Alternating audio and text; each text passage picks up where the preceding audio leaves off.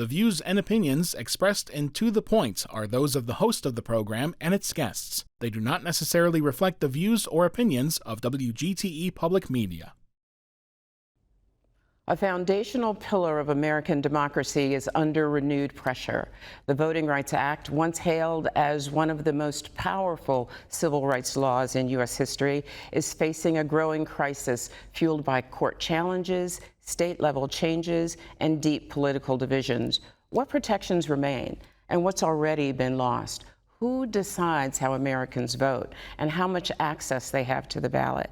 We cut right through the noise and get straight to what's at stake for our voters today. Our guest is Dean of the University of Toledo School of Law and Distinguished Professor Rebecca Zietlow. This is To the Point. I'm Doni Miller.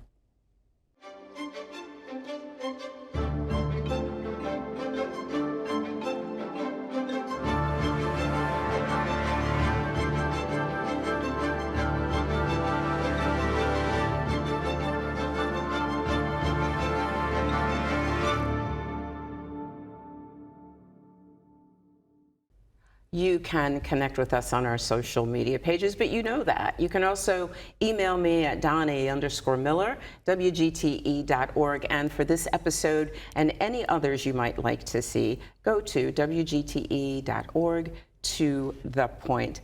I am absolutely delighted to introduce you to our guest this morning, Rebecca Zietlow, who's the Dean and Distinguished Professor and the Charles W. Fornoff Professor of Law and Values. That's a mouthful. At the University of Toledo College of Law is with us today. She teaches constitutional law, federal courts, and constitutional litigation, and is widely recognized as one of the nation's foremost scholars on constitutional law and civil rights. I am excited to have you here this morning. Thank you for spending so much time with us today. We are going to be talking about the Voting Rights Act.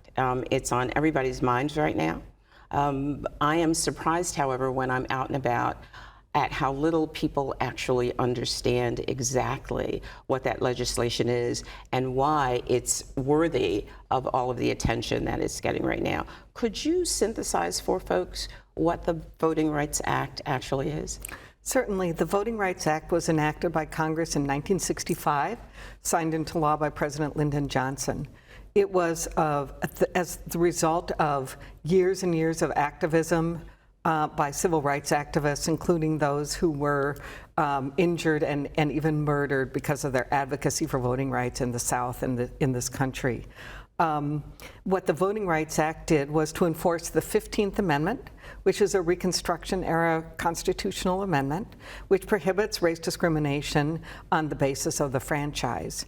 And what the Voting Rights Act did was to contain provisions prohibiting racial discrimination and also provisions trying to create some structural change to address the fact that throughout, since the Civil War and Reconstruction, notwithstanding the 15th Amendment, Black people throughout the South were denied the right to vote. And they were denied the right to vote by laws, they were denied the right to vote by the local electoral officials, and they were denied the right to vote by terrorism and violence, including the violence of the Ku Klux Klan. So this was a huge victory for democracy.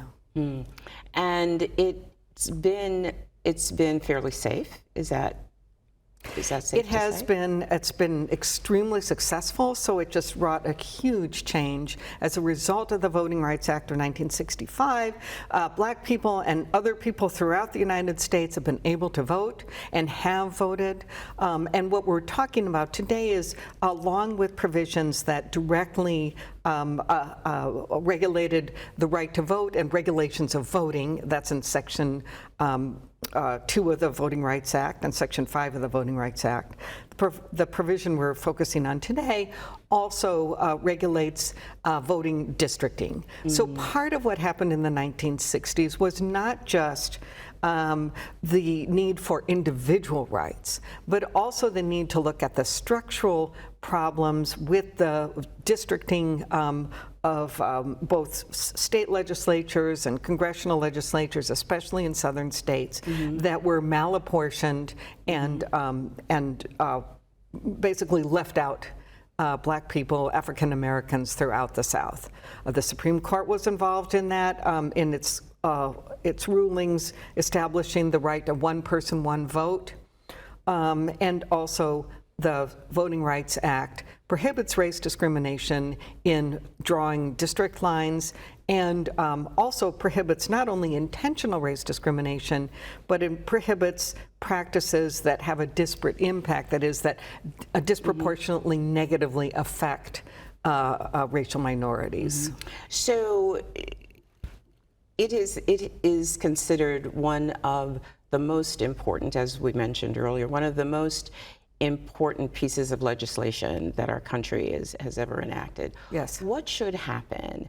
Pick the worst thing in your mind that could happen with this act, and let's have it gutted. Well, would be the Supreme Court destroying it, which is what they have done. I was just in going recent rulings. But I want to emphasize one more thing that I think you were asking about. Not only was it enacted in 1965, but it was reenacted over and over again by broad margins in Congress. And most recently, the provision we're talking about now was reenacted in 2006 by a Congress. The vote in the Senate was 98-0, and only about 30 members of the House of Representatives votes against it. So this is a bipartisan consensus that this was a good thing through the democratic process. And we're talking about democracy, right? And the democratic process fixing itself, fixing democracy, right? And then to have this unelected court to come in and disempower Congress in this and other rulings. What do you think the long-term impact of this decision is going to be? Well, we already see the impact, right? Immediately after the Calais decision came down, several states have already moved to redistrict and get rid of minority districts. So the impact on the governing of this country is directly affected by folks who are voting. Does this change the way our country will be moving forward?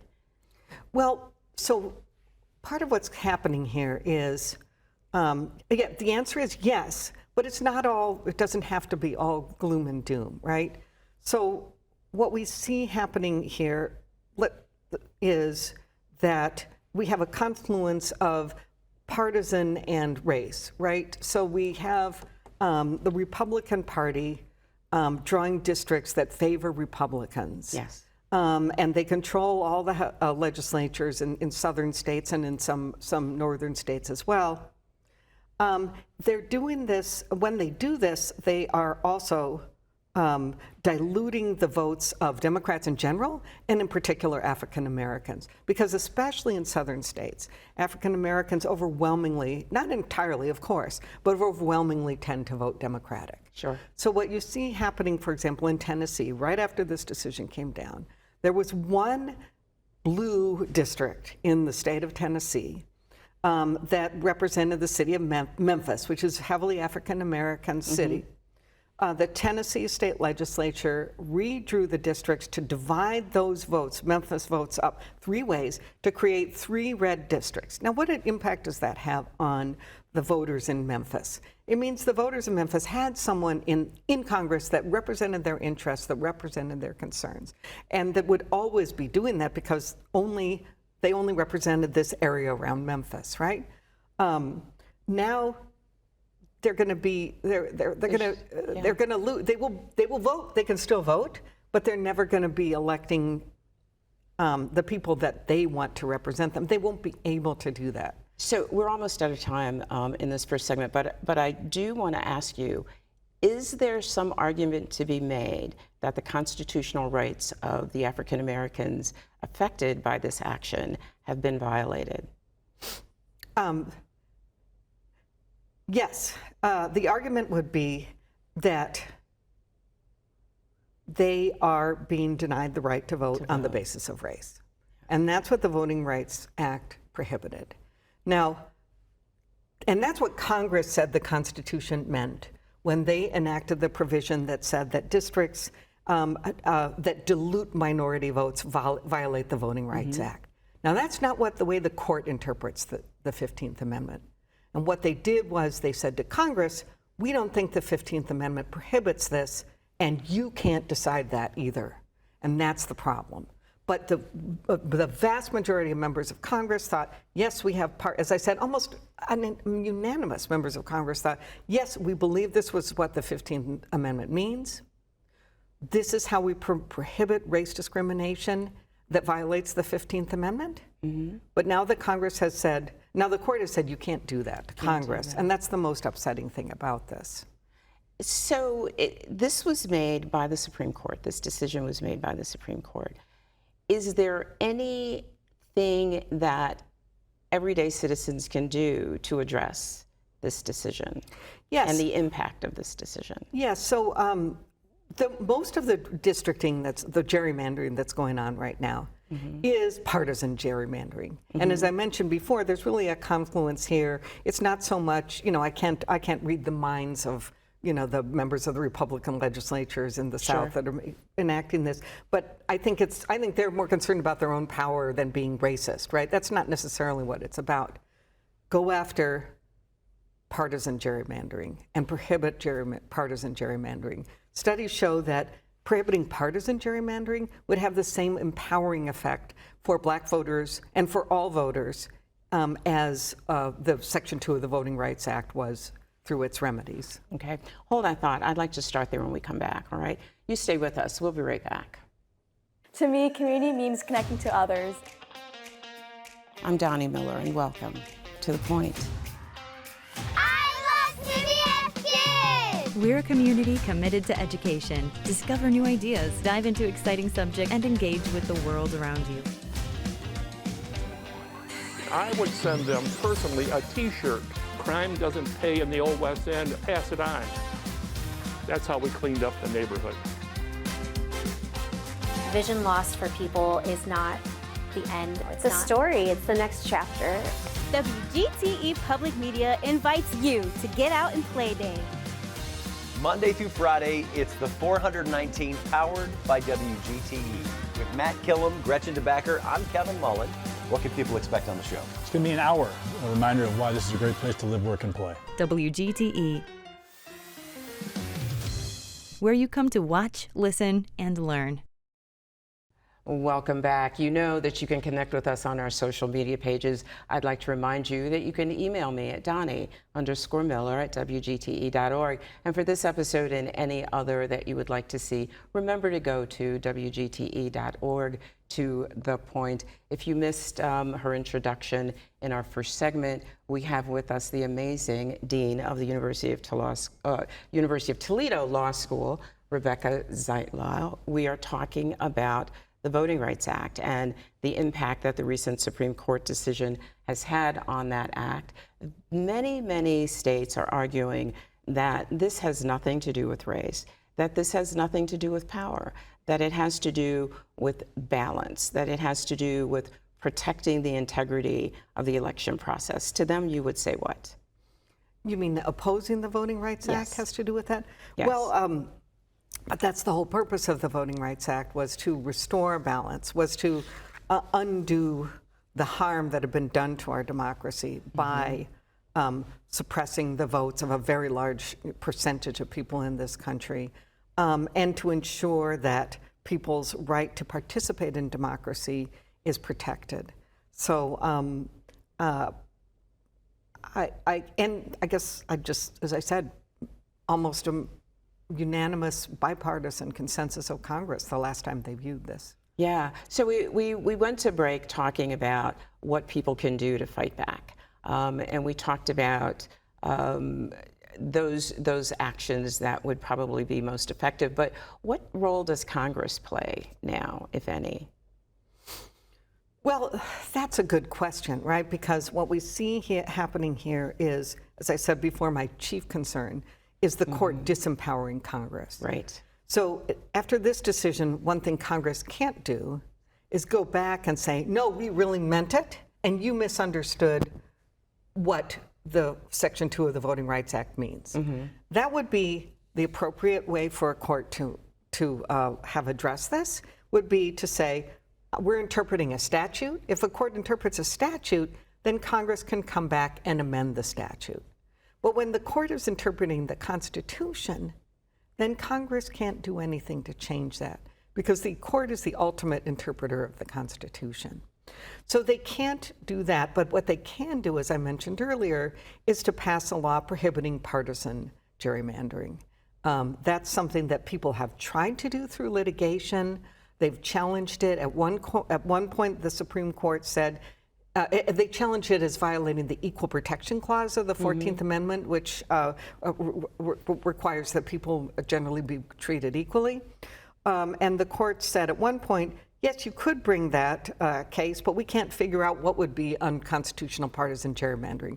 But one of the concerns about this case is they seem to say, they did say, you can't draw these lines to remedy race discrimination unless you can prove intentional discrimination, which, by the way, the court in an earlier case has now made it very, very hard to prove intentional discrimination.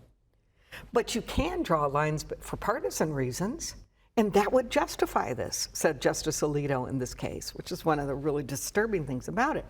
That being said, that doesn't mean there's a constitutional right to partisan gerrymandering, and Congress could pass a law prohibiting partisan gerrymandering. And as I said before, that would actually remedy a lot of the race discrimination that's happening in the districts now.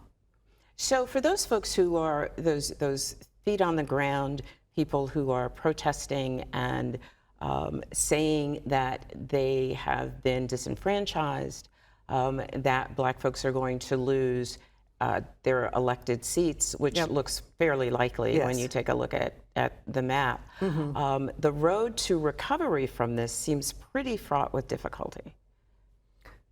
The road to recovery, it is fraught with difficulty. It's fraught with struggle, right? And that's always been the case, right? That was the case. It just feels backwards. It feels like we're moving backwards pretty quickly. It does feel that way. And if I may, please. You know, I'm a historian, a legal historian of the Reconstruction era, the Civil War, the resulting amendments, including the 15th Amendment, which we've been talking about, the 14th Amendment, 13th Amendment, which abolished slavery.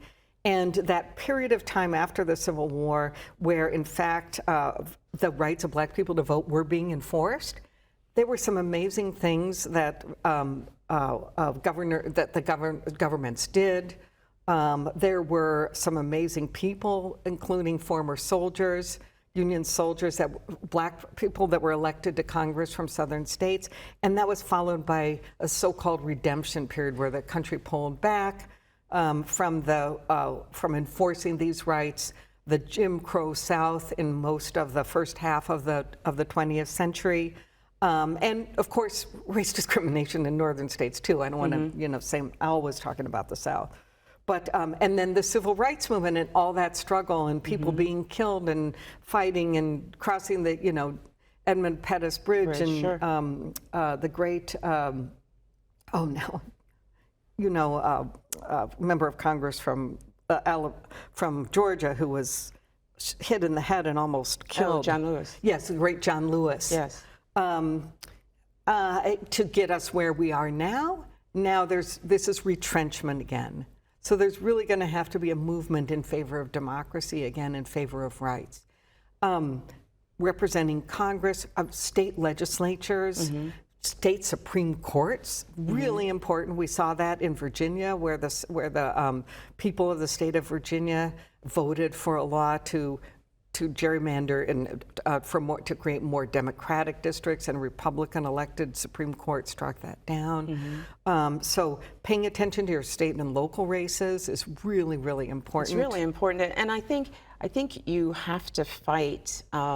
Those folks who are feeling disenfranchised have to fight the frustration of feeling as though they don't have any power. Right. And then not voting as a result of that. That is the concern, right? That people will be discouraged and say, my vote doesn't matter, I'm just not going to vote. And that's just tragic, especially when you think of, as I said before, all the struggle and sacrifice that people made in the past to ensure that we do have the right to vote. Right. We, women, and you, an African American person, have the right to vote because of the struggles of rights movements over the years that... Absolutely, absolutely. And that is a critical fact that somehow isn't talked about right now. And I'm so happy that you brought that up during this conversation, because that alone has to provide the encouragement and the energy to continue to fight, this fight.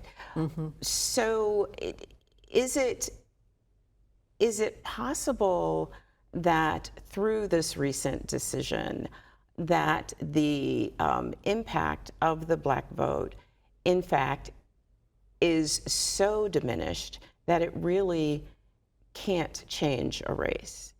No, actually, that's not true, right? So Okay. I think that's something that we forget about sometimes. Just you aren't 50%, right? But 20% of the electorate, or whatever it might be in each district, right? Can make a huge difference, right? Most electoral races are won by less than 5%, or certainly less than 10%. So you really can make a difference. You know, even if you are, even if you yourself, see, part of the idea behind the Voting Rights Act was that the right to have a representative that looks like you, right? That's right. Because that's someone who you know, or you think at least very strongly likely, is really going to represent your community. Right. Right. But people who don't look like you can also represent your community. Sure. Right. So I think we have to understand that, and so the Supreme Court has this idea, this justification, that there's no more racism, so we don't need this anymore.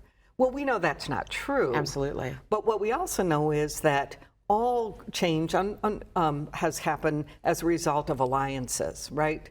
Cross-racial alliances, cross-religion alliances, cross-class alliances, right?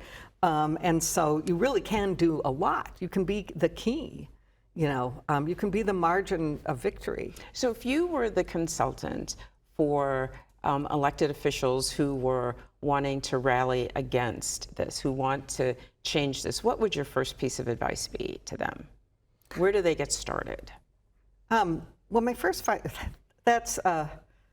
my mother was involved in politics her whole life, so in southern Indiana, by the way.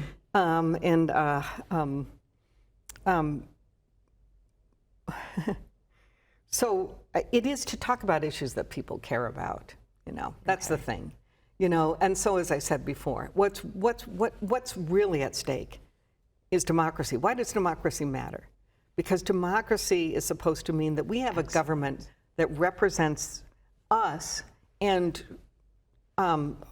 is responsive to us and does the best it can to meet our needs. Right.